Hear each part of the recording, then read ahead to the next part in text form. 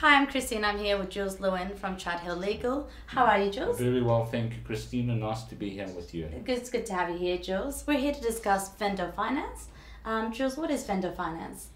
Christina, vendor finance is literally vendor finance when the purchaser's not got enough money to finance the transaction, that the vendor provides the finance. So instead of having a bank providing the finance, the vendor provides the finance. Yeah. And what are the advantages of vendor finance? A couple of advantages. For example, if someone is new in the country and they can't get credit, or for example you're buying a property and you don't have the full purchase price and the vendors prepared to provide you with part of the purchase price. Those are a couple of the advantages that you can use, or the uses for vendor finance. Sometimes when you're selling a business, the buyer may not have enough money to pay for the business, so the seller can provide the buyer with vendor finance to enable the transaction to go through.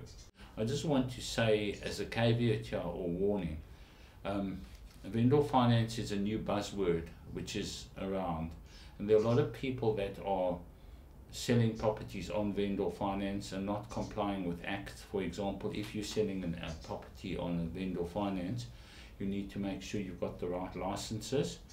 You need to make sure that the deposit's held in a trust account, and you need to make sure that the buyer or the other party gets independent legal advice, because otherwise you can land up in strife. And there are a lot of people that are just doing this now and doing what they're wanting, and the authorities are clamping down. And are there any risks associated with vendor finance?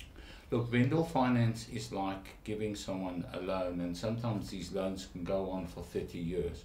Yeah. So my suggestion is to seek professional advice and do the same due diligence as a vendor financier or person giving the finance as a bank would.